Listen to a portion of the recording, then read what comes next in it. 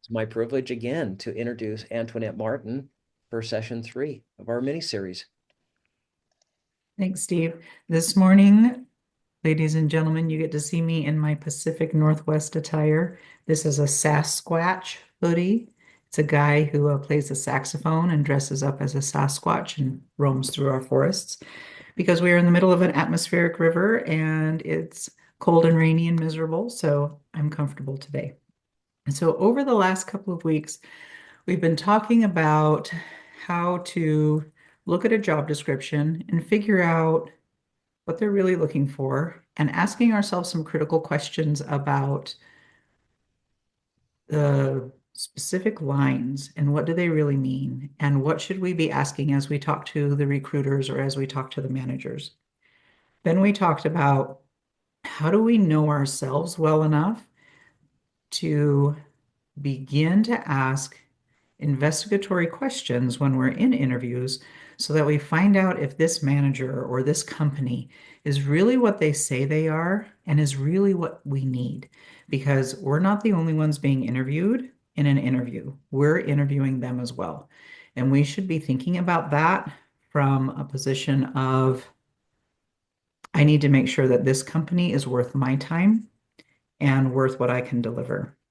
And today, what we're going to be talking about is the power selling of us in the job search.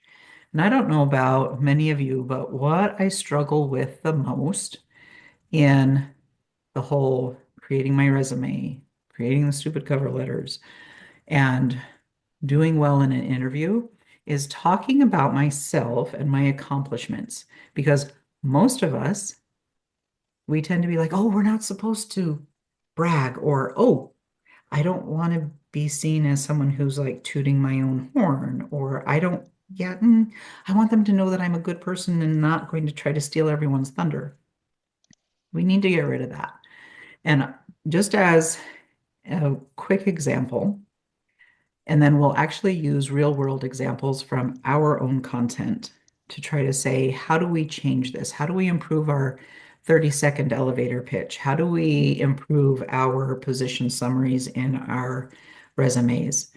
But this is what I encounter most of the time when I work with, and I work with primarily women coming back into the workforce after being out for a long time or coming out of abusive situations, right? So we get into that 30-second elevator pitch session, and I hear words like, well, I'm an experienced professional with 20 years of experience in building teams and delivering results, and I really like working with people. Now, I tend to be a very nice person, but if you approach me with that kind of pitch, I'm going to tune out halfway through, quite frankly, right? I'll be thinking about my to-do list and everything else that I need to do. But, and this is just a quick example, right? If you approached me with, hey, I'm an award-winning manager and I've been awarded 10 million in extra sales contracts every year because I deliver 10x results and I've built a team from 5 people to over 75 people in the last 3 years. Oh, suddenly I may be a little bit more interested. What was the difference between those two? One has results.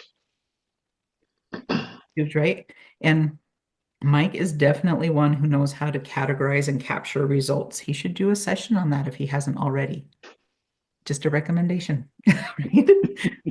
One is Because about how you add value in your previous role and how you might, it alludes to how you might add value to your future people that you're speaking to. What else they might get beside just a worker. right, and you're capturing my attention, right? I will be interested. I'm like, well, you built your team from 5 to 75 in 3 years. How did you do that? What obstacles did you have to overcome? Did you have support? Are you still the manager of those full 75 people, or did you have to hire people? How did you let go of that command and control and delegate to your team leads, right? It opens the door. And so when we're thinking about creating our 30-second elevator pitches or our summaries on our resumes, Instead of thinking about it as bragging, maybe we can think about it as how do I open the door to questions? How do I increase that conversation? How do I get them to be curious in me? Right? So let's be brave today and let's take some of our real world examples and let's break it down. Let's make each other's 30-second pitches or summaries even better than they are. So, do we have some brave volunteers to start with? And by the way, if anybody has a camera, please turn it on so we can all see people and engage with you.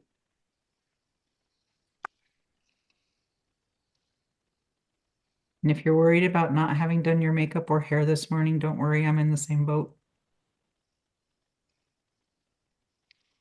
I just couldn't get the makeup to stick. It all fell right off. I have that problem too.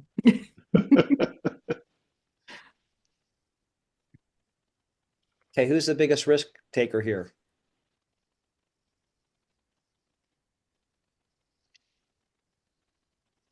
Well, being the new guy, I'll step up. I don't have a problem getting in front of people and talking, especially when it comes to selling myself. I learned a lot through passion and training. So, um, if I'm given a 30-second shot, this is what I would try to come across as. My name is Brian. I've been the general manager of the Honey Bake for the last 10 years. In those 10 years, I've taken a store that was $600,000 and moved it to 1.3 million in that 10 years, which is a 12% year over year growth. I've increased my staff during the holidays by at least 15 people. I've learned that training is very important, and I've had a lot of returnees come year after year, which reduces additional training and waste. As far as profitability, I've had a 50% flow through in those 10 years, year after year, giving the company $200,000 in EBITDA each year. Right. I I think a, love I think a round of applause. Thank you. Okay, so Brian led with numbers, right? So Brian, one thing, and can we pick it apart and it's not personal? Are you Yeah, comfortable with sure. that? Okay, all right. So I would take out specific references to companies at the beginning. You want them to be curious. You don't want them to categorize you, right? Okay.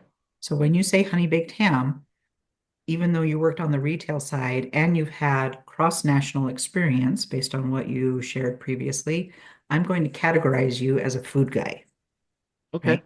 So you can say, I took, let's see, I've been a general manager, and I'm just like off the cuffing Yep. here, right?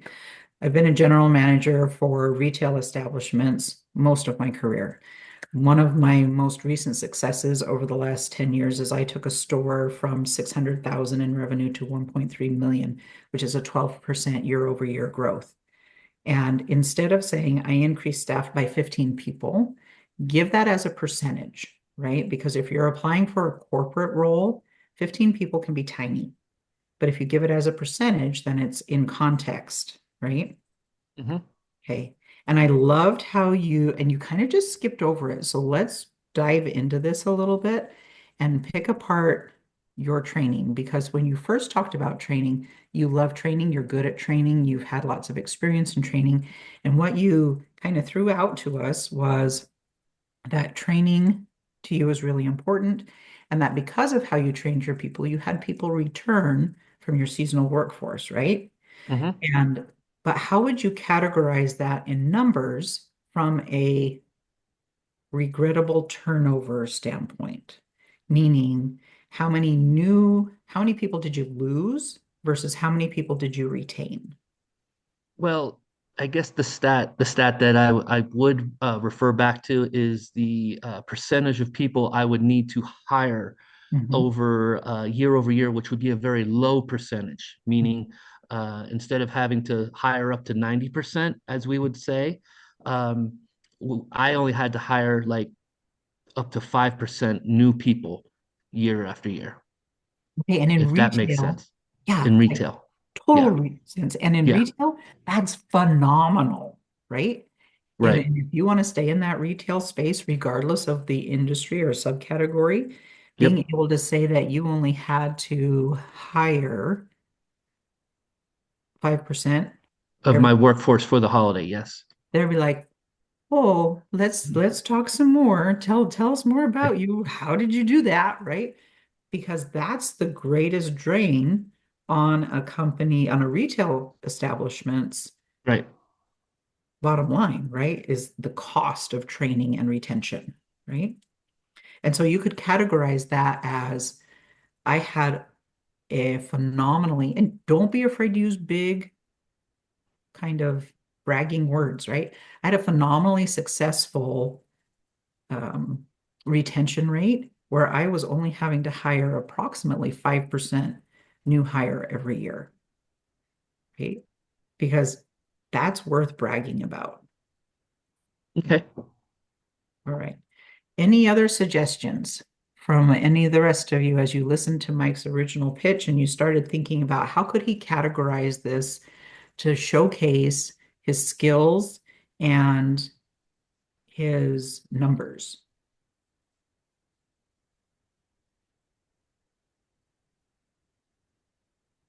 Hey, this is Tony. Just wanted to throw a couple opinions in here as well. So I've been on the Steve's call for. I'm considered a veteran, like Jason, I think, at this point as well. So just a couple things for the new guys that join these calls. As much as it is to say that because it's fresh in your mind, the jobs that I've been interviewing for, they they already see your resume. They know where you're coming from, and that's where they stop. They don't care that you worked for Lockheed Martin, Wells Fargo, um, McDonald's. They don't care. They looked at your resume and the fact that they're talking to you. At that point, they want to hear what you have to offer them for the position that you're applying for. And the reason why I'm saying that is from an experience this last weekend or last week that was the specific question. What do you have to provide us to this role, and what things are you going to do to improve it, or what things do you see you doing in this role? They never asked me about my last job. They they already saw it. So to give your 30-second pitch, if you would, you've got to apply it to their role. Just it's as simple as that. They don't care. And so I use my introduction for me because I spent 20 years at Wells Fargo Bank. Yes, that is part of me. Why do I not work there anymore? I mentioned that. But then that's a brief introduction. I would even say 30 seconds. Just touch on it. And then go into what you have to offer. That is your introduction. This is who I am. This is my background. This is the things that I can do. This is what I do well. And go with that. It's unfortunate, but when you're first let go, your world is still that job, and it's gone. To be harsh, it's gone. I love that you bring, oh, go ahead, Steve. Oh, no, you go ahead. Okay. I love that you bring that up, Tony, because that goes back to kind of our first two sessions. And most of us, as we're dealing with job hunting, we want to create our resume and be done. We want to create a cover letter and be done. We want to create a 30-second pitch and be done, right? But what Tony's alluded to and what the reality is that you go into every new engagement customizing to what you're seeing in the job description or what you know about the company, right? You can keep your core, but you have to be able to customize it so that they know the value you bring, right? And that's part of that session that we did before the break as well, where we talk about, okay, what are your boundaries? What are your accelerators? And we didn't quite get to that third part, but that's the returns. What are you going to deliver, right? And how are you going to deliver that? So what do you bring, right? What are the results that you can bring? What's the personality and the glue that you bring? And what can I expect out of you, right? So Brian, for you, what I would be expecting out of you is that you can replicate that low turnover in any environment. So if you have a story or numbers that substantiate that, then that's something to bring forward, Okay. right? Mike. Just Antoinette, you were talking about customizing the resume and the cover letter. One note of caution: I had an interesting conversation with a talent acquisition professional just in the last week or so. He completely surprised me. I applied for a position. He sent me back a very thoughtful note with lots of terrific guidance. I shared it with Steve. But the one of the things that he mentioned is he can sniff out an AI customized resume or cover letter like that, Yep. and they go straight to the round file. Mhm. Yep, you have to make it believable, Hmm. right? Apparently, the AI cover letters either fake the emotion or lack it entirely. So, among other things. Yep. Yep. So that might be why, so many of my resumes flopped. Was that pre-AI, Mike, or during? Just kidding. Pre-emotion? Just kidding. Yeah, I don't have any emotion. Oh, I take it back. I have one, but I switch it off most of the time. So in Steve, a you put your hand up. So in a previous session, 2 weeks ago, Antoinette marvelously looked at how we ask questions revolved around what we want to know about that company, and on the first session as well. But I think one thing that's really important, and I think this is what you all of you have been talking about, is what is it you bring to the table that that job needs? That's what you need to focus on. You have too much experience, a lot of great experience, but prior to AI, and if anybody's had any sessions with me at all, they may see me do this. Okay. And what is this? This is the go light, stop light session where basically I look through the job description, see where I have exact similar experience and no experience. And I want to make sure, do I address those on my resume? Do they know? Because do these people know me? They don't. I'm a piece of paper. Either their AI is looking at it, which is their possibly their applicant tracking system. And then the other part would be, do I speak to them what it is that they need to know about me for that job so they get excited. They want to talk to me. And I think and then we may get into this, we may not in these sessions, but I'm also going to leverage a relationship that gets me an opportunity that maybe I didn't get because of whatever screening happened, but I'm going to use the old saying, it's not what you know, Who you know. so you know. So I think that's where Antoinette was just talking about, but I think that it's so important. And Mike, I'm curious how we stay away because I love using AI. I do. It makes my job so much easier. It helps me, but the biggest thing is it helps me see what's missing. And it's quicker than me doing, something like this. But I think Antoinette's right. Speak to what they need for that job. They may see all the other qualities you have if they read your resume, but I don't know if they're reading your resume. I want to make sure that and if they have read my resume, I do want to make sure I bring out things that are important to them. And if you guys all have a master resume, this is when I take the best of the best that relates to what they need to know. So they get excited. It looks like this this is a perfect person. This person's perfect fit. No, they strategically did that so they would get an opportunity to have the opportunity to be interviewed. So that's my opinion. I think of the elevator pitch as something that goes before the resume, not something that comes after it. The elevator pitch is what you do in a networking situation, to me. The opening question in the interview, I think of that as something different. If I give my elevator pitch at that spot, it just kind of feels like it's maybe not the perfect fit. Because in an interview, I want to have a conversation rather than a canned. I think I say rather than a canned speech, but at the same time, I have at times gone into interviews. Now, this way before AI, like close to 40 years ago, I got the list of the 50 most common interview questions and the correct answers. And so I memorized all of those. and just tweaked them to apply to my situation a little bit. They work marvelously, but that's before the age of behavioral interviewing. So it was canned, but I tried to make it feel natural. Sorry, that neither here nor there. And I think to go with that, Mike,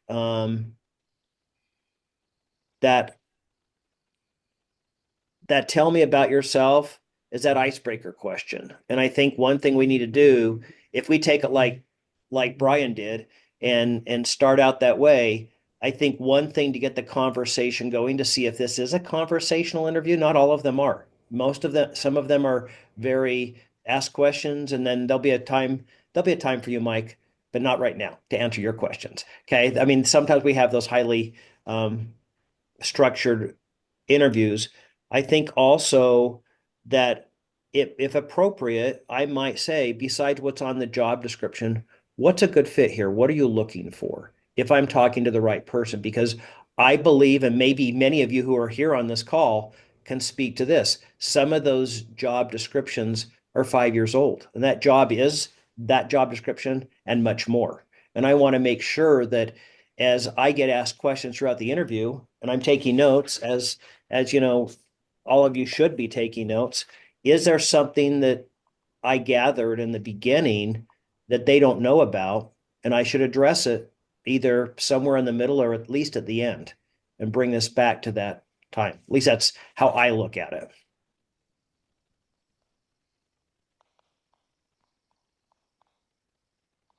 Yeah, that's the hard part, right, Steve? It's that combination of, do I know myself and my content well enough? Oh, and I keep freezing for some bizarre reason. We'll blame it on the atmospheric river. I'm gonna go off video here for a second.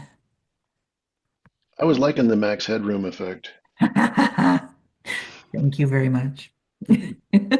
Um, we have to, because there's the stress of the interview, right? And there's, even if it's just a phone call with a recruiter, we feel the stress. And so it's knowing ourselves well enough and knowing our numbers well enough that we can recall those, or we can write them down, or we can just take a step back and know our core content, right? And Brian, you've probably experienced this as you've done training, and Mike, as you've given presentations to executives, that you have to have that practice. You have to know your content, you have to know your numbers so that you can do the dance as you're under stress and under pressure and as you're delivering content or as you're in the middle of an interview. And I think that gets to be one of the most draining things. I think about one of my last job searches, and it was the one before I worked with Steve, where it was just such a stupid grind, where it was over and over and over again. And I'm like, and this was before I had learned to weed out jobs that I wasn't going to take anyway, right? So why was I investing the energy in them and a few other things? But you just get to that point where you're like, why am I doing this? This is so hard. And it's going through and recognizing your value, knowing how to advocate for your value, being able to articulate the good that you bring to the job that helps you kind of push away that garbage phase so that you can focus on what you truly do and what you perform and what you're good at, right? So that was my mini soapbox there. Do we have anyone else who wants to share like their position summary, their resume introduction? If not, we can beat up mine because it's in horrible shape. Well, we can beat up mine if you want, Okay. because I'm in the process of revising it, as Steve very well knows. All right. Um, all right. Let's do that, Mike. As a Fortune 150 executive with global leadership experience, one of the things that I've noticed is that too often folks are focused on 5 to 10% incremental improvements or incremental savings. But I like to focus a little bit more carefully. My background, strong in statistics, strong in research and research design, and strong in strategy. I like to apply all those disciplines to create breakthrough results in the 25% range, or sometimes even higher. As a result, I've been able to help companies that I've worked with across multiple industries and across multiple geographies bring in billions of dollars in incremental revenues and save money at the same time. All right. I Okay, like we all should do encouragement here. Okay. This is encourage. This is called applause. Okay. it. Okay. All right, Annalie, as you listen to that from Mike, what kind of questions did you have pop up?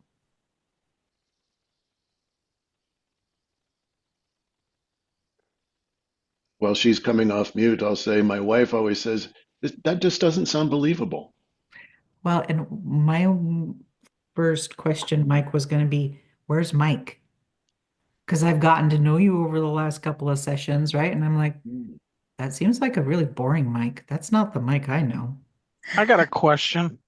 How did you come about gathering some of those statistics you just mentioned?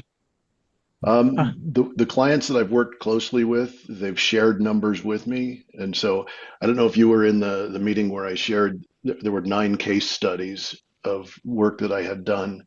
All of those were results where the client said to me, Mike, we had a wonderful result. Here's what we did. And I asked him a few follow-up questions. And so that was information shared with me by the different organizations. Annalie, can I put Great you on question. pause for just a minute while I address Roger's question? Is that Yeah, go okay? for it. All Mhm.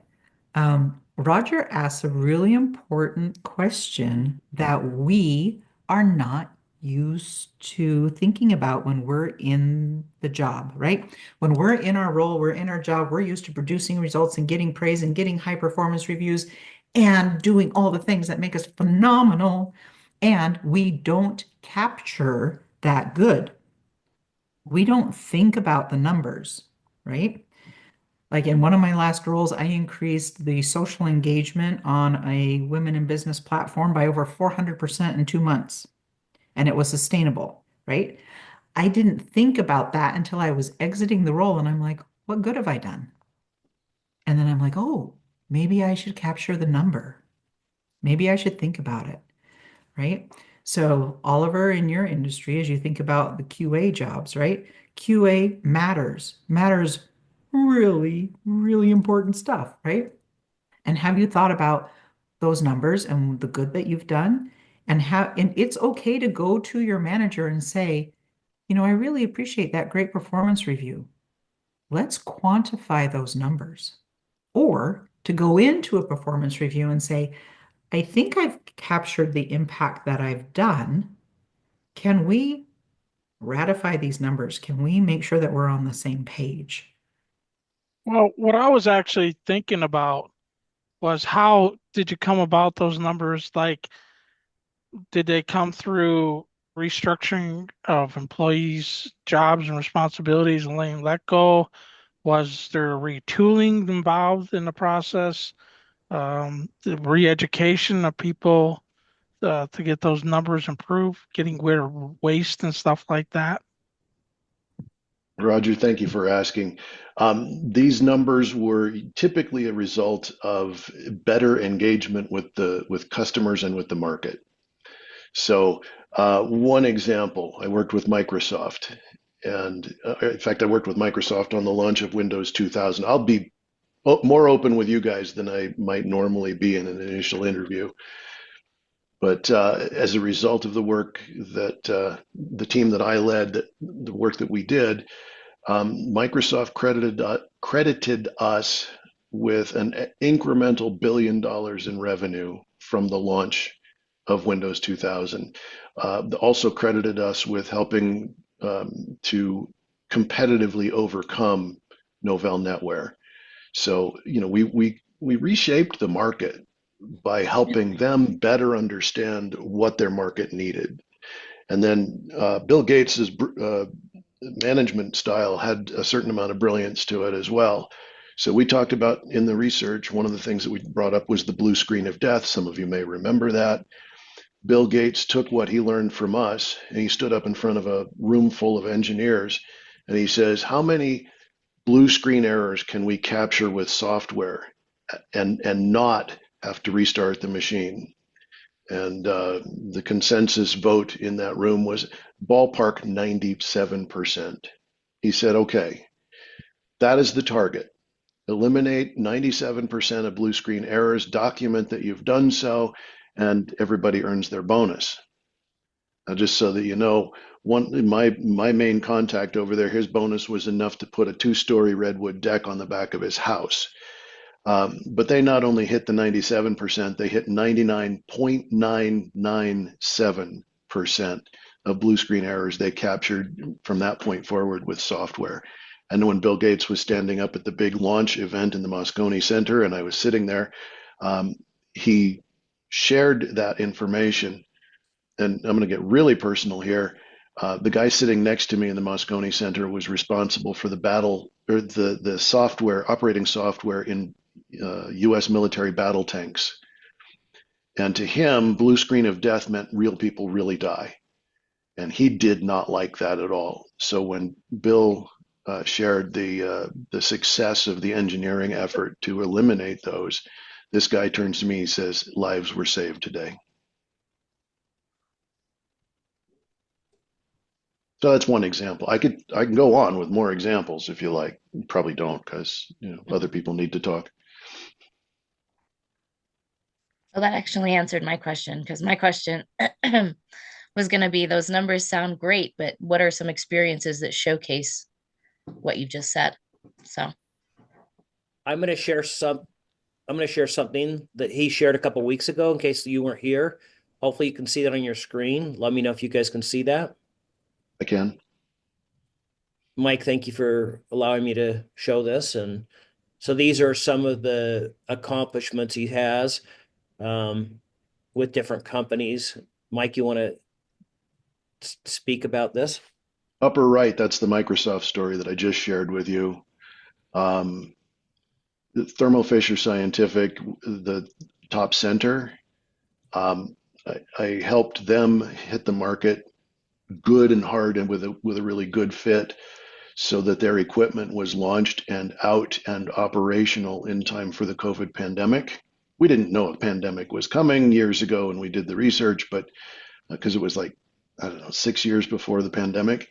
And so that enabled them to be in a position where they captured at least a 40% market share of COVID testing. So that was some big bucks for them. And a lot of good luck in terms of me being able to tell a story with great results for me. So Annalee, I love how you phrased that question, and it's really the answer to the question I asked, but I didn't know it. So thank you, right? Because Mike, you say that you wouldn't share some of these things in like a broader networking session, but I think what I would challenge you to think about is what are some of those personal experience stories that would capture the interest, right? Because as you gave your 30-second pitch, it was solid. It had great numbers. It had great results. But where was real Mike in there, right? And you may not want to do something like my work resulted in savings lives. You may want to, right? If you're talking with a healthcare organization or you're talking with a government contractor, why not? Right? I Because guess I feel constrained by the 30 seconds. I don't have time to be personable and hopefully. because when we do those, we're having issues with freezing today, Steve. I know. I don't think it's me. I'm working them today. interested. And I have a backup. I'm prepared for this time if we go down. Oh, right. But I think too, Mike, like we tend to think about the constraints of the 30 seconds. That's a legitimate concern. And depending on the networking situation or the conversation we're having, or how many elevator floors we're going up and down with this person, right? That's a legitimate concern. But when we capture someone's attention, we're not going to do it necessarily only on the merits of the numbers we share. We're going to capture it based on the human side that we tap into. right? Because Oh, you just reminded me. What is the old saw? 70% of communication is nonverbal. mhm, mhm. Ah, crap. I keep forgetting that. And by nonverbal, we're not talking about our facial expressions, unless you're my 16-year-old looking at me wondering why mom's going to kill him, right? Um, we're talking about how we connect to each other's minds and hearts. That's the real communication. That's really where that connection happens. And while we may want to say that all jobs are decided on the merits of the people, that connection comes into play, right? If I can form a personal connection with a hiring manager, maybe we both like cats. Maybe we both have invested in rescues. Maybe we both have a passion for gardening, right? Those little bits and pieces of information that connect us are going to open bigger conversations that enable us to really sell ourselves. And for those of us who aren't in sales, who have avoided sales like the plague, like me, right? We're not comfortable with that selling. So we need to flip that script into storytelling or engagement or finding connection. So if you're struggling with this part of it, think about how do you flip that script if you're like, oh, I'm just not good at this. It's because we're not doing it in the way that resonates with you. It's not that you're not good at it. We just haven't found the mechanism or the platform. Right? And that's why I spend so much time advocating for the boundaries, the accelerators, and the results template, because it enables us to know and feel comfortable with and advocate for how we really process information. And I'm going to toot my own horn here for just a few minutes with the bar format to kind of communicate impact. My husband had been charged recently with working with an employee who was on a focus. And in Amazon language, that's your step before a pip. Okay. And as part of that, he's like, I've got to figure out how to get this guy to talk about where he really shines and what he really wants to do. Because we know he has skills, he's just not good at articulating where he wants to be. And me being me, I looked at my husband and I gave him the raised eyebrow, and he's like, I know. Where's your template? Because I've walked him through it before, right? And so we walked him through it. He shared it with his manager. His manager was like, tell me how this works. And so I gave her case study after case study after case study after case study of how this bar format works. And she came back and said, this is brilliant. I need to use this with all the people I mentor, right? Because she's a higher level executive at Amazon. And Don's been using this with this employee and teaching him how to begin to articulate his skills, his preferences, and the environments he needs in order to knock it out of the park. Because this employee knocked it out of the park until his boundaries collapsed under a new management and he wasn't able to do any of the accelerating things, right?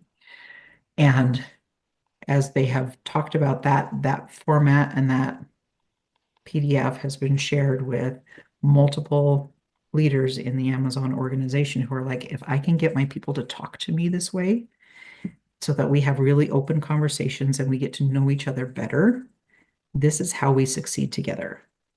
So that's just a really short case study about the importance of being able to know yourself well enough to articulate what really matters to you from a boundary standpoint, how you're accelerating, and then what returns you can deliver when those boundaries and those accelerators are met. Okay. All right. Off my soapbox for a few minutes. Steve. I just put a bunch of links in here. I think that accomplishment statements are difficult, but I believe everybody's had at least a minimum of 2 bright ideas a year, maybe more, but at least 2. And so those 3 links that I gave go to a Google Drive just in case anybody wants to take the time. Is it time consuming? Will you hate me for a little while? You will, but after you're done, you go like, oh, I actually feel better because I'm struggling with my self-esteem of the roller coaster of a job search. So I'm clicking those in there, and Justin just joined, so I'm actually sending those to him as well. So if you want to take this journey she's talking about, these are good handouts to help you do that.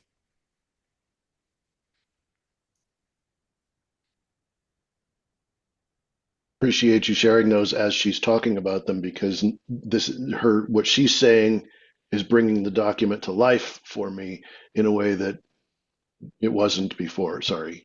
No, that's okay. That's very good feedback. All right, Chris, Justin, we've been talking about sharing our 30-second elevator pitches or the position summaries on our resumes and beating them up in a very supportive environment so that we can get to that human connection point as well as the impact statements.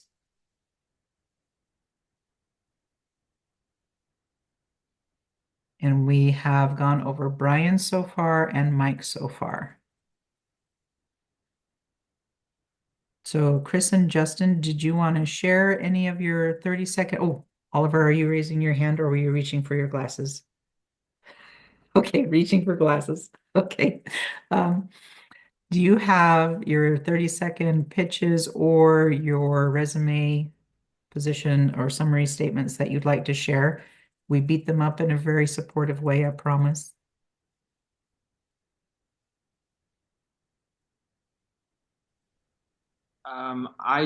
If you're talking to me, I don't have a 30-second pitch ready. I do have a resume summary statement.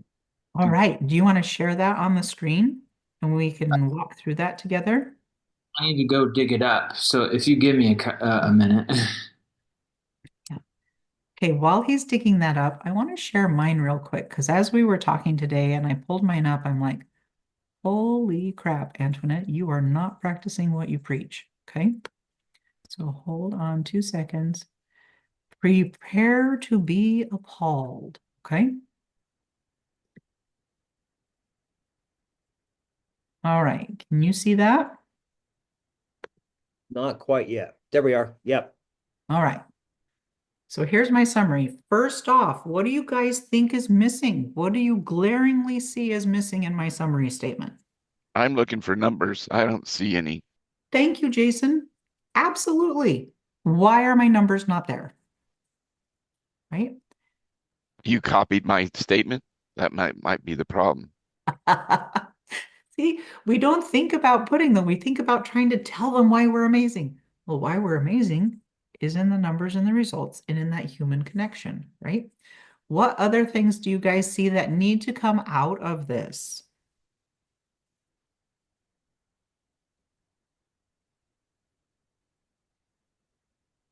I don't know if this is what we preach, taking out the personal pronouns, but maybe not. That is, I I do like personal pronouns at the beginning sometimes in an objective or a summary, but that's not what you're probably looking for. No, that's great feedback. And again, it's personal preference and it depends on the company that you're applying to sometimes, right? Some people are like, ew, pronouns. And other people are like, why are you talking about yourself in third person? It's weird, right? So aside from the numbers, what else would you guys challenge about this summary statement that I have? Or would you restructure it in some way? So Antoinette, what's the purpose of the at in parentheses? That is proper grammar because the quote is from one of the executive vice presidents I worked with who Okay. said that she is brilliant turning, right? And so I added the at as when you do it in the square quotes. Oh my gosh, I've forgotten the name for it. Brackets. Thank you. That means that it should have been in there, but isn't.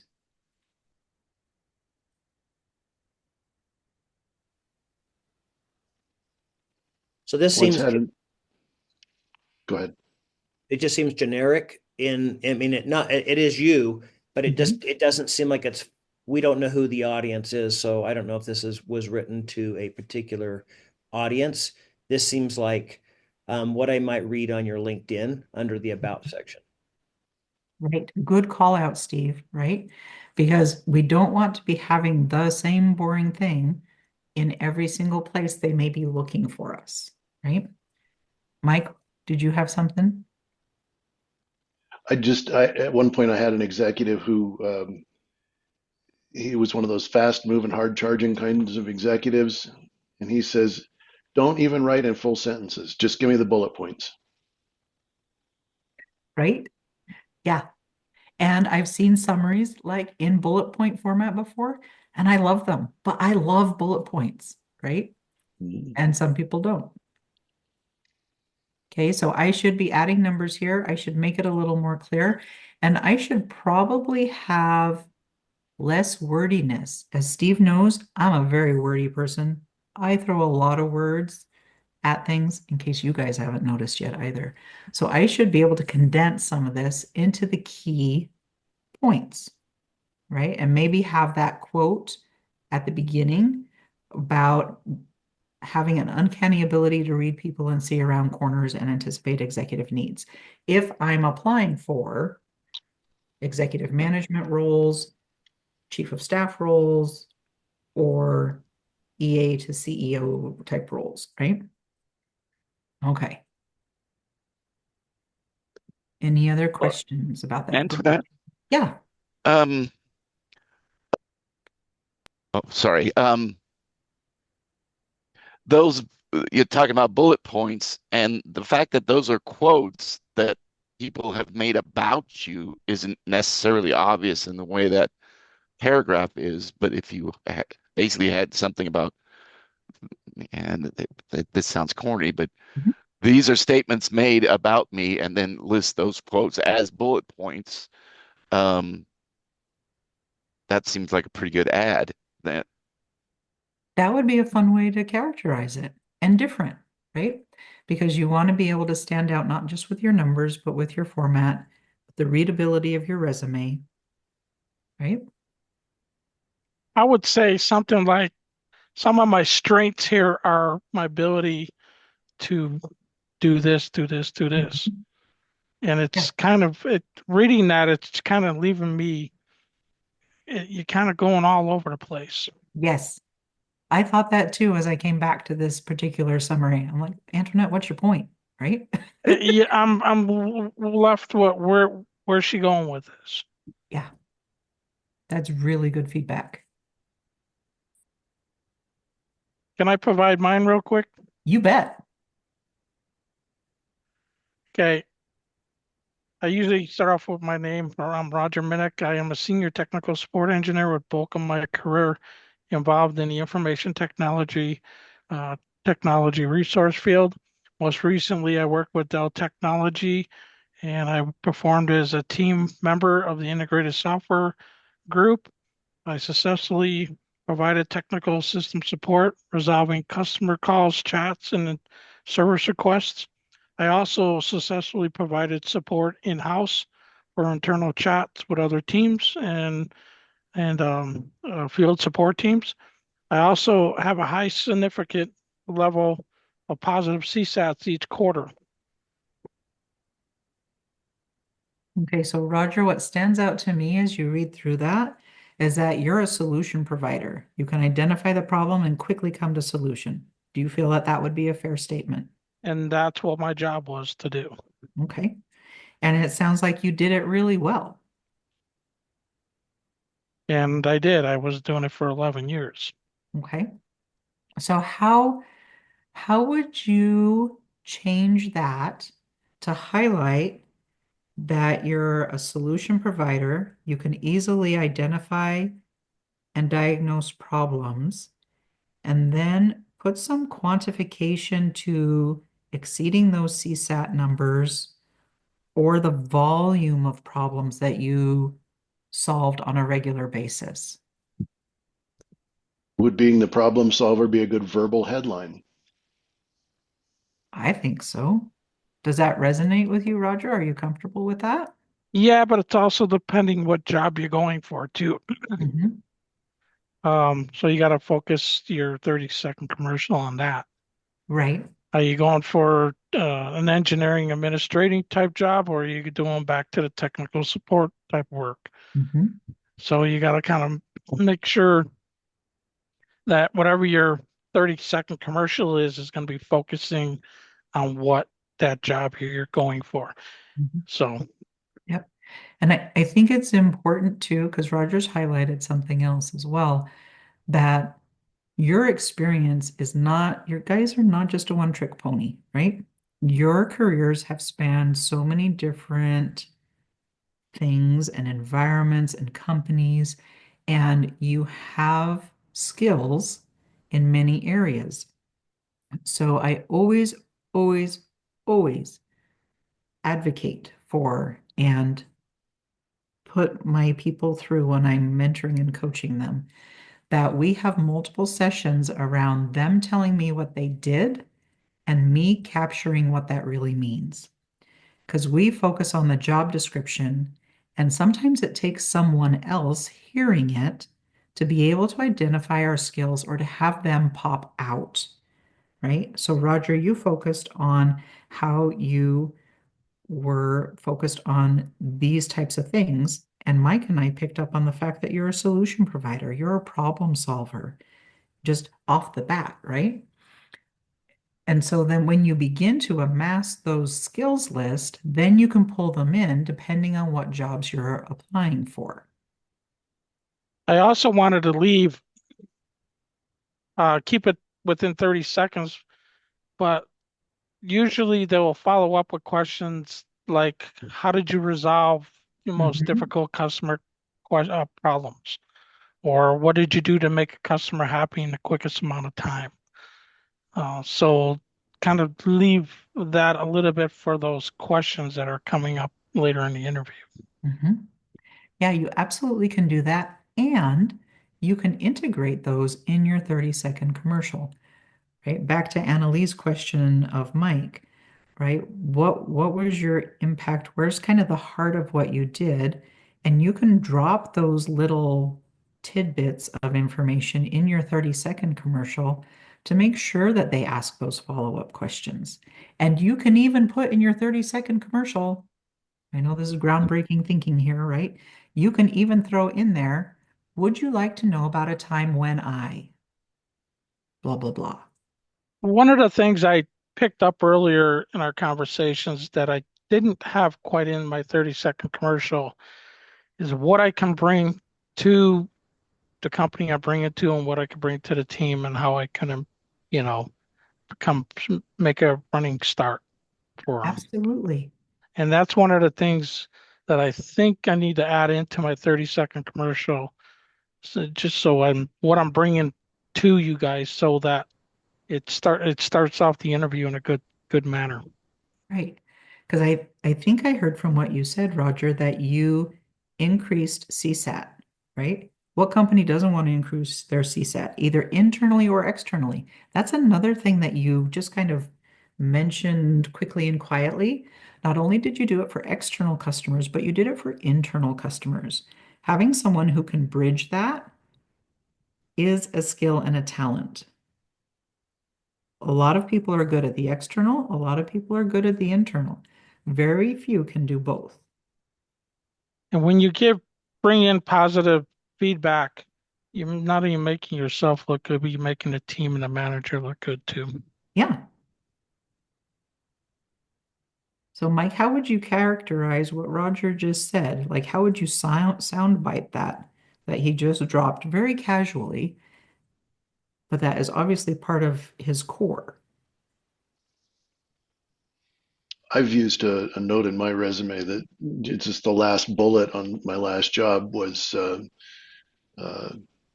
continuous positive performance reviews or consistently positive performance reviews.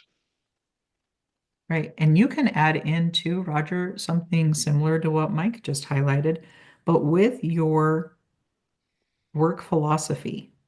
All of us bring with us work philosophies. Sometimes it's a little tainted based on our experiences, right? But we all have a work philosophy. And Roger, yours is an inclusive, team-centered, and solution-focused team philosophy and work philosophy. That's a great thing to highlight. Mhm. And it could and should be in your 30-second commercial or pitch around, and I'm just off the cuffing here, right? My success is tied closely to the success of others. And I firmly believe that when I succeed, everyone succeeds.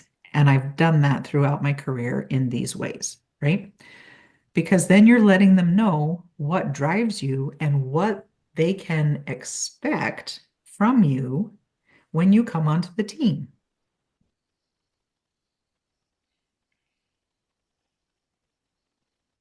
And that's especially important, especially if you're going to have to work amongst a team that works very closely and depends on each other to bounce things off of each other to get answers quickly too.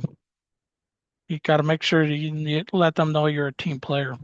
Absolutely. And Roger, that can go back to a question that you asked in the interview around tell me about how this team collaborates to quickly and most efficiently solve the problems that come at them. Because if that's your work philosophy, you're going to want to know if the company and team you're coming into operates that way too. Or if it's every man for themselves and I want to look good at the expense of my teammates.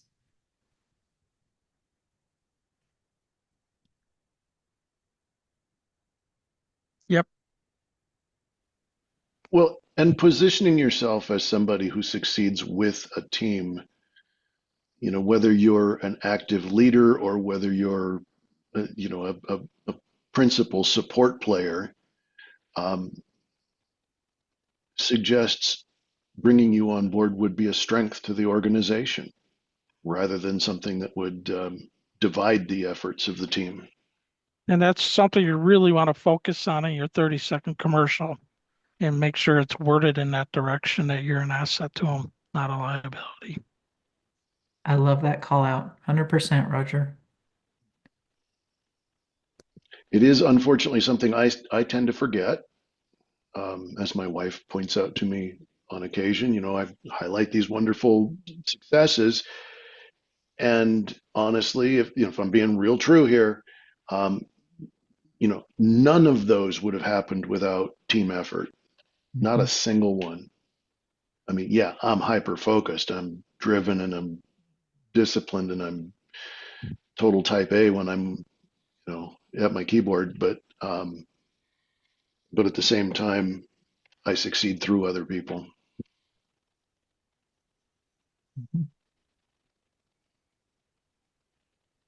Roger, those are excellent call outs. Oliver, you had your hand raised? I Yeah, no, I don't know if we're ready to move on. I know somebody was going to share a thing. I've kind of been jotting down a summary as we've been talking about all of this, and could share it if we're ready for the next one. Yeah, let's have Chris share his, and then Oliver, we'll have you go next. Is that all right?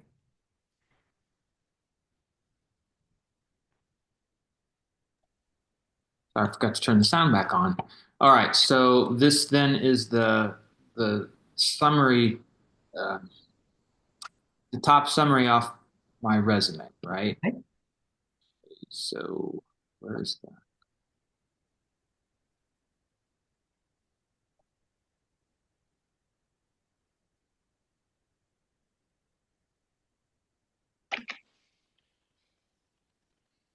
All right. So then this right here, and I listening to talking about numbers and things like that, and I'm just not sure how to apply that this, seeing as how I haven't like worked in a business office or anything like that, and I don't have profit numbers and things like that to talk about, if that makes sense. Yeah, that does. And I think sometimes we get focused on have we increased revenue or what are the numbers? And one of the most impactful things for us to be thinking about is the volume of the work that we do, right? And it can be an approximation as you're looking to quantify your experience, right? So you can say published scientist. Well, how many times have you published, Okay. right? And experienced with statistical analysis has an approximation. How many statistical analysis have you performed in your career? Mike, no laughing. And yes, it can be in the billions. That's fine. Okay. There's no way I could count it on my in my career. I just, I'm a statistician, but I'm not that good. I guess it depends upon what you want to count. Like, every time you computed a skill score, or every different technique you used. I guess I'd have to think about that. Oh, Chris, I love that you brought that up. So for those of you who are in highly technical roles, it's really important and a great opportunity for you to highlight the systems and tools and different techniques that you use, right? Because someone who said, well, I'm a project manager, I'm like, great. Tell me about what methodologies you've used. Or I've used a project management tool. Great. Which ones? Plural, right? Because there are so many. And if you can articulate that, and then that human connection point is, I have a preference for using XYZ theories because I feel they give me the best success in these areas. You've suddenly unlocked a magical conversation with an executive like Mike, who is a geek about stats, right?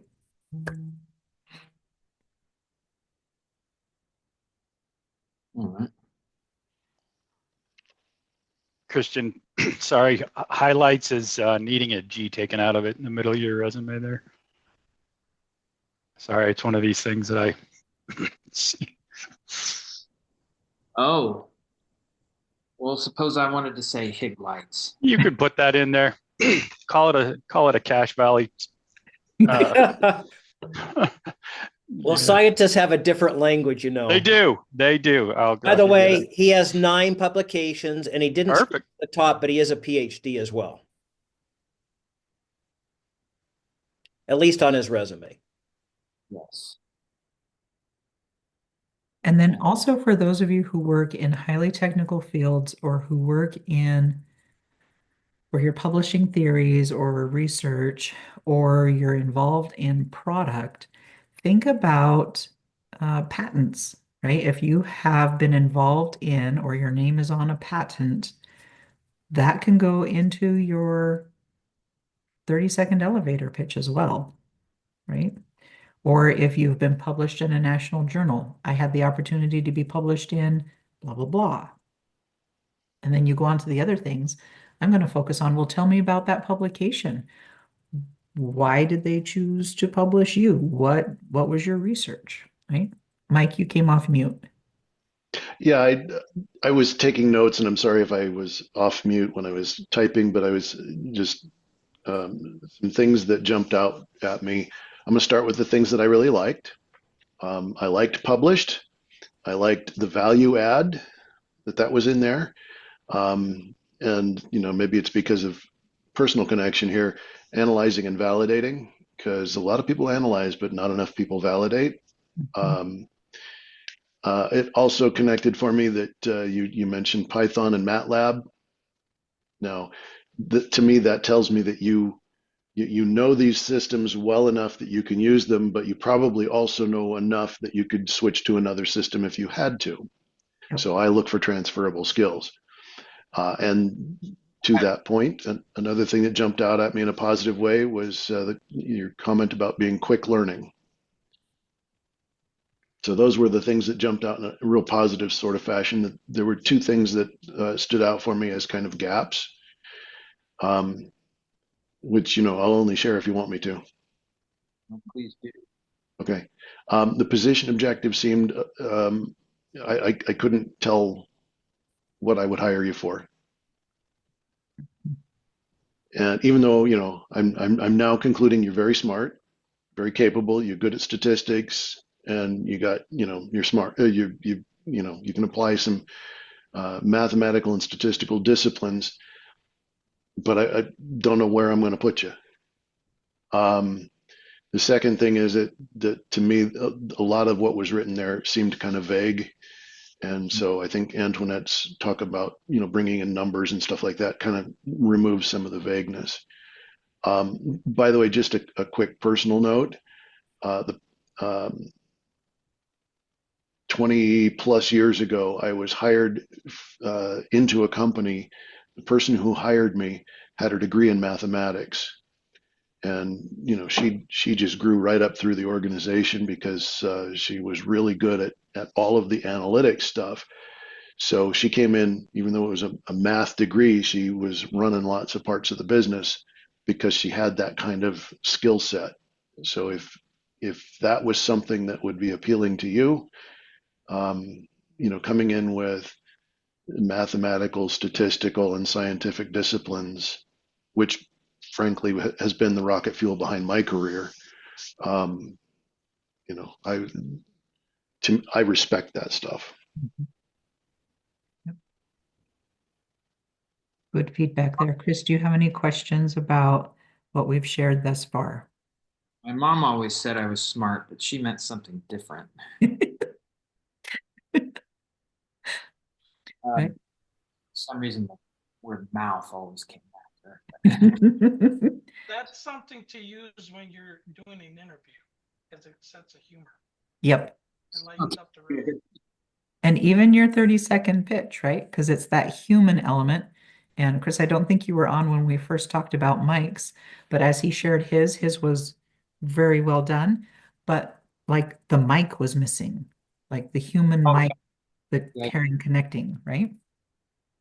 All right. One other thing that I see here in your position statement, that last sentence there, seeking a position. So seeking a position statement, I feel, personal preference, you guys share what you've been told from other people, those belong in your 30-second pitches, but they don't belong on your resume because you're applying for a job for the reason you want that role. You don't want them to know that you're applying, that you're interested in this.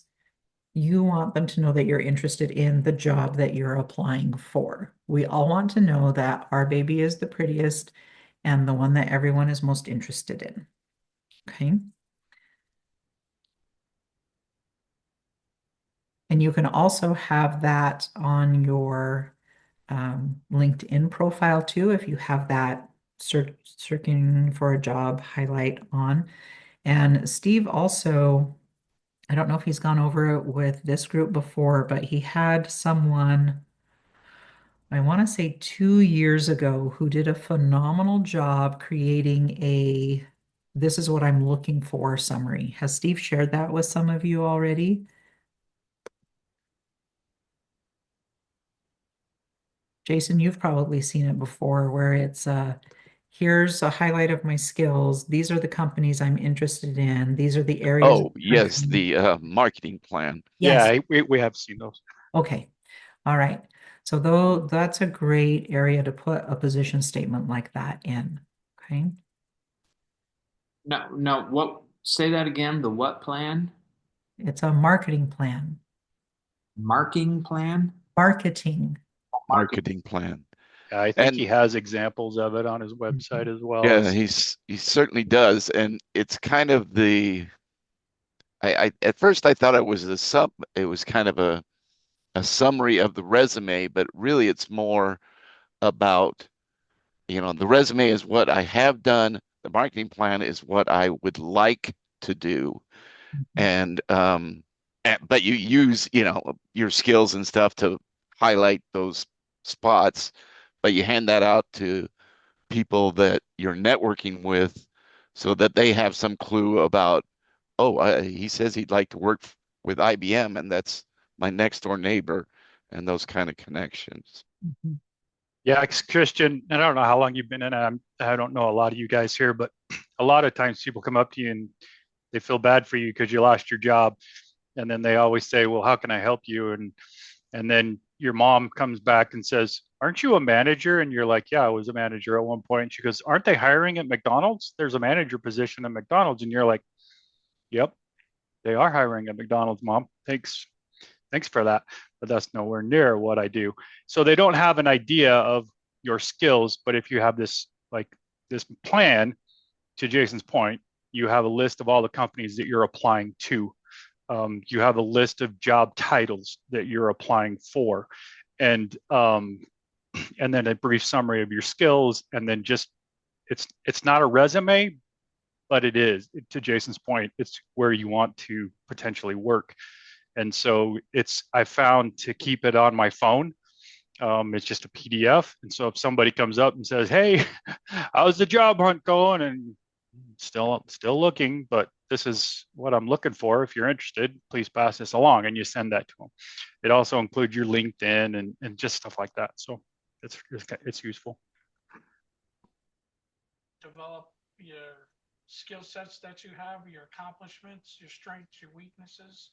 So you basically you have that already available. So when you go through an interview or on a phone with somebody, you can have that memorized so you can quickly rattle it off.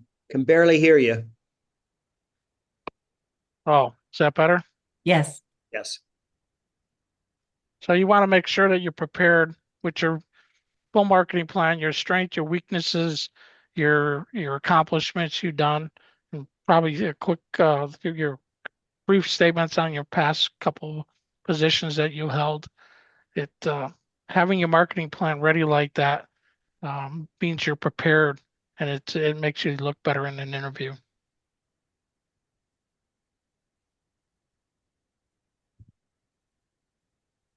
And Chris, just from an overall standpoint, and you'll work with Steve on this and build your skills, right?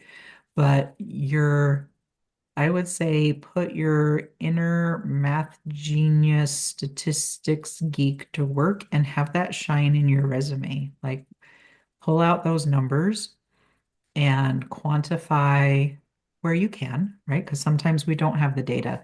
I know I've come out of roles before and I'm like, why? Why did I not bother to capture that data so that I could show my impact, right? We're learning. Now we know. Make sure that you're capturing the impact of what you do. And I would work on that even with my operations team when they were like, well, all I do is, and I'm like, there is no such thing as just, right? There's no such thing as the only thing I do. Everything that we do can be quantified and it has an impact. And so I had some that would, at the end of every week, quantify what they did so that at the end of the quarter, they could say, I supported over 200 meetings in this way that impacted these top 10 clients. Great. Now we're quantifying our impact. Okay. Something I learned from a past leader and try to practice it on the regular is when I meet with my team, we'll get together, we'll have a monthly or quarterly meeting, and I'll ask them to quantify their impacts. And, sometimes what I'll do, I'll tell them, look, this helps me as I talk to company leaders to talk about what this team is contributing. But then I think they also realize that as they're getting that information, it's padding their resume too. And if they don't realize that, sometimes I'll let them know that and say, look, I'm not suggesting you go look for a job. I want to keep you around. But if it ever happens, you've got this handy. Yep. And I would encourage my teams as well, Mike, to actually update their LinkedIn profiles with their major accomplishments and the impact that they had. Because I'm like, I love working with you, but if you get a better offer from a company that's aligned with your long-term career goals, let's get you there. Right? I usually tell my people when I interview them for whatever position I'm hiring them for, I say, okay, now my part of my job is to help you with your career, not just hire you to fill a position. And so I want to know where you want to be, what you want to be when you're grown up or when you grow up. Yep. And there's this brief uncomfortable moment, and I said, and it's perfectly fine to say you want my job, because sooner or later I'm going to be out of it. Somebody else has to be in it. I want to know that the person who has it, one, is capable, and two, wants it. Absolutely. And I tell them, look, I can't get promoted without backfilling. So True. All right, Chris, do you have any questions for us? Any comments? Any? So then another thing I might say, so if I've presented at a certain number of conferences, I might Oh my, yes, absolutely. Because Chris, that, I don't know if this resume has it on there. Scroll down so we can see all your publications, or is that on your other email? Or your other marketing?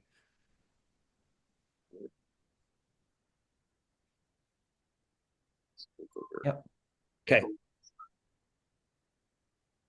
Yeah, so definitely because presenting is a whole different skill set, right? You have people who can research and they would rather die than present, right?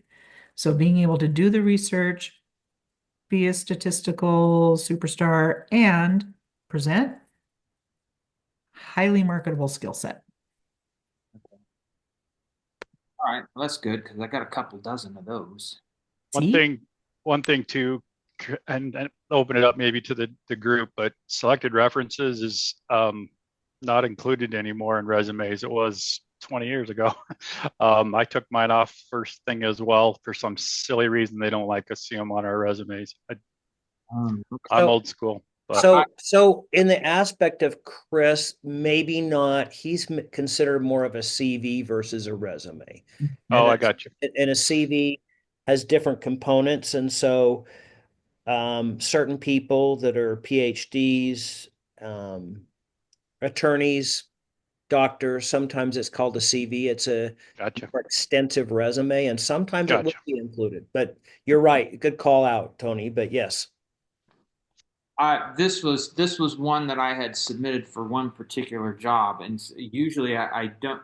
So sometimes I submit a full academic CV.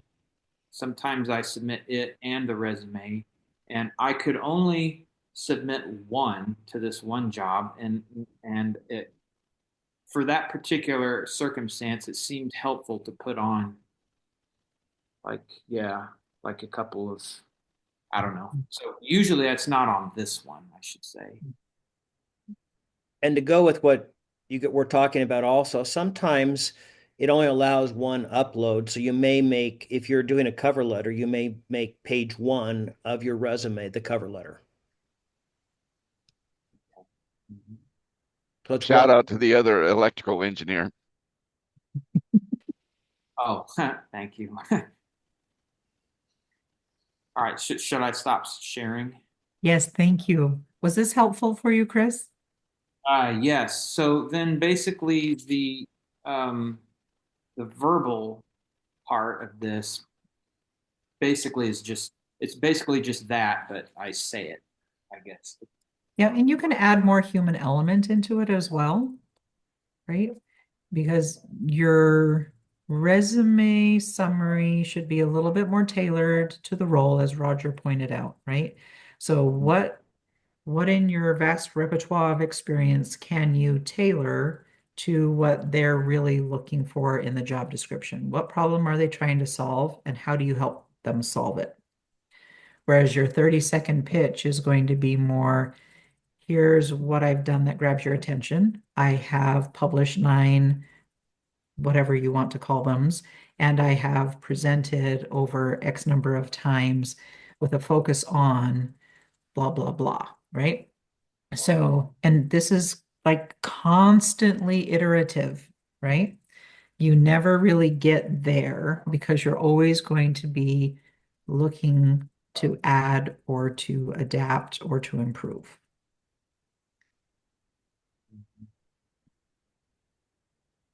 So Antoinette, I know you're on a schedule. Yep, I have about 5, 7 more minutes to play with. So Oliver, did you want to throw yours out and then I'll drop and you guys can help Oliver finish if he's not done by then. And then I will see you guys next week. Okay. Okay, so this is I don't have my resume up, but this is kind of a 30-second summary. I'm a lab administration professional, and I get most excited when I have a problem to work on and solve. I've, in my career, jumped at the opportunity to install new equipment, having done so at least a dozen times, and develop new methods for the new equipment or for existing equipment. I'm very proud of having developed and trained analysts who've worked for me, helping them deserve and get promotions, including 3 who were promoted from analysts to lab administration chemist positions. I always try to work with my lab and with production so that the lab data is trusted and used to drive efficiency, saving hundreds of thousands of dollars in discarded product, and ensuring that quality material only is released to customers.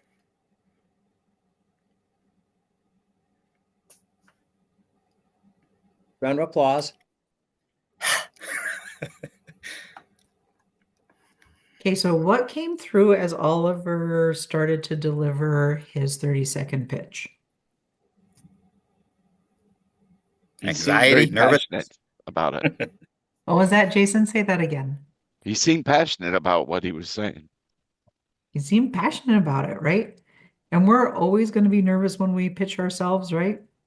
It's just part of human nature, right? But Oliver, like you like what you do, Yeah. and that kind of came through, right? What are some other things that stood out to the rest of you? I like making sure the product's right to the customer. That was really important to me. And I like how it ended at the very end of the story, because I think sometimes the things I hear at the end of the story is what I remember over anything else. Mm-hmm. Love that. So that goes back to what we were talking about with Roger, right? Where what's your guiding philosophy? What's your work philosophy? If I hire you, what can I expect? And if I can expect you to do what's right for the customer, What you bring to the company, what you bring to the team. yeah, absolutely. Okay, what else stood out to you guys? He seems hands-on. And on. Yeah, I was Mike. trying to figure out whether you were a network administrator, a chemist, or stood at the intersection of those. I kind of got a little lost. Mhm. Oh, very good. Yeah. So I've been a chemist. I do lab stuff, not network stuff. So Mhm. I'll have to make sure that that's obvious. It also showed me that you worked on a lot of projects and accomplished a lot of tasks. Yeah. So I would tighten that up a little bit, Oliver, to maybe say, and you can even quantify it. Over the last 3 years, I focused on installing new equipment or developing new methods. Pick one, right? Because you don't want to overload them. You want them to capture your impact, but not get inundated. So, what's the impact that you're creating? And then I loved that personal story about how because I wasn't quite sure if you were their manager or if you were a mentor about those 3 who were promoted from their chemist role to lab manager role, right? That's a great human interest. And again, it shows what can I expect you to do when you're in a team?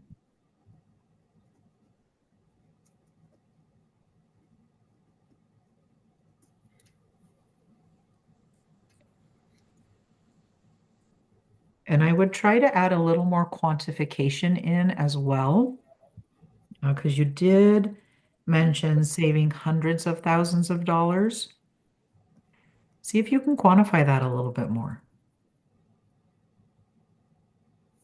And and maybe tie that in as you did really well at the end anyway, but saving hundreds of thousands of dollars, quantify it, while not sacrificing what we deliver to the customer, right? Because you have that diabolical 2 ends of the spectrum thing that you're always charged with walking that tightrope.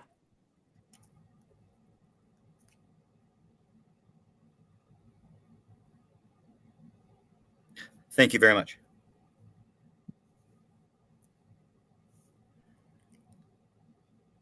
All right, guys, I do need to jump. If you have any specific questions for me, Steve, you can give them the phone number or my text, always available via text, easiest email as well. And then next week, we will be looking kind of at a holistic picture of what we've already done, but pulling it all in, pressure testing it, asking real hard questions, coming back to what we've tried, but that doesn't really resonate, and talking about kind of what are the barriers that are in your way and how do we either get over them, around them, or through them. Right? All right, guys. Thank you, Antoinette. Thank you so much for your Good luck. time, and we will see you. Bye. Okay, a couple things came up today, and I thought I'd recap on that. So if hopefully you saw these in links. I think the hardest part, not for all of us, but to quantify how we added value in the past. And if you've been with any of me, which Brian, you and I have not met yet. So hopefully we can get that on the calendar. But adding those in your master resume, let me just ask this group here, why do we think accomplishments, or let's call what it feels like, bragging? Oh, has anybody ever been in a company where they felt some people were brown nosing? Anybody ever felt that way? Okay. So tell me why does doing accomplishments or bragging, why are we struggling with that?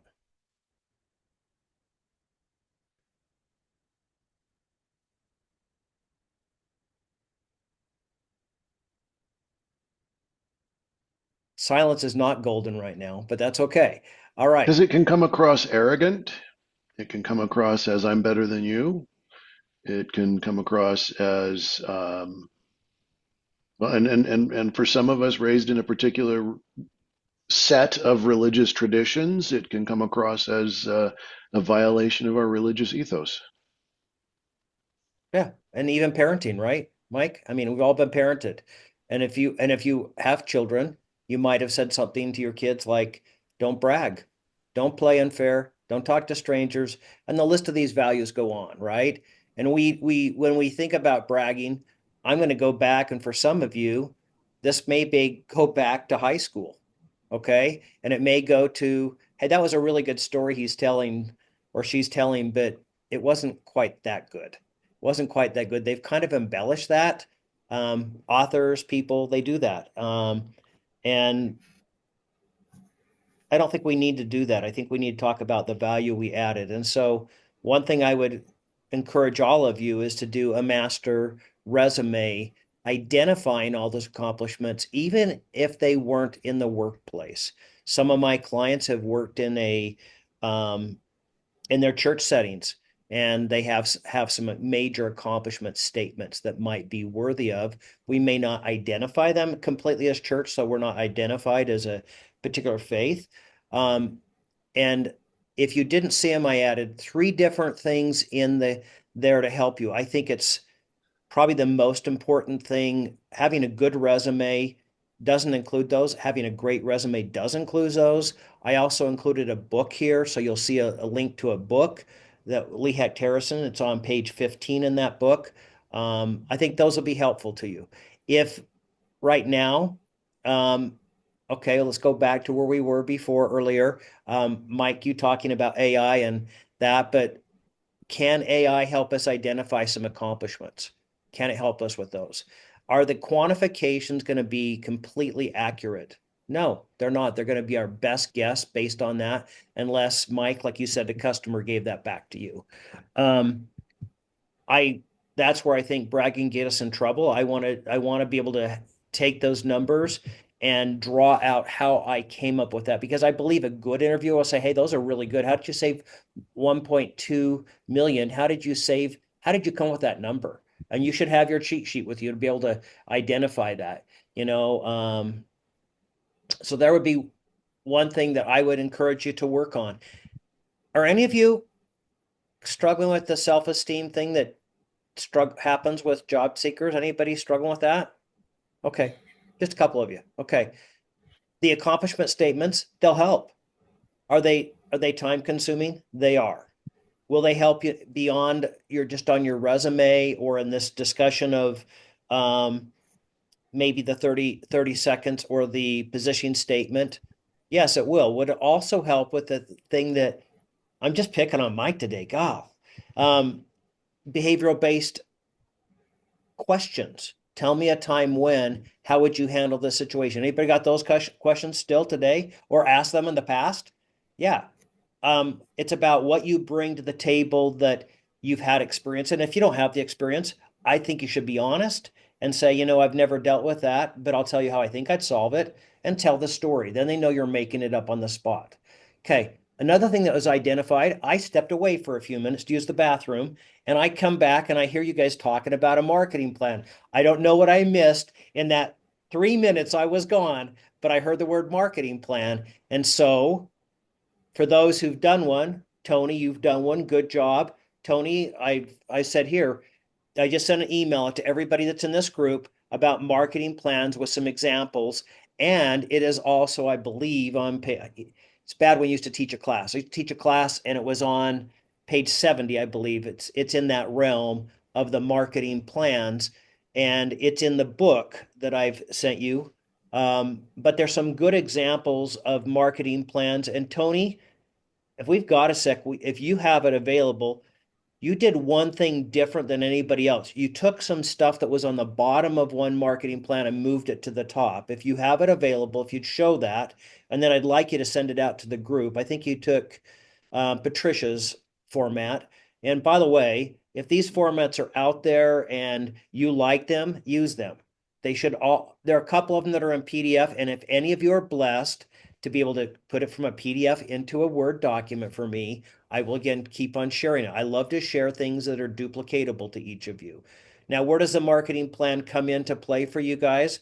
The real quick version is number one, it's a roadmap for you, where you want to go, knowing all your things. The second thing is it's about a roadmap for the people who you're networking with. It's not just if you hear anything, let me know.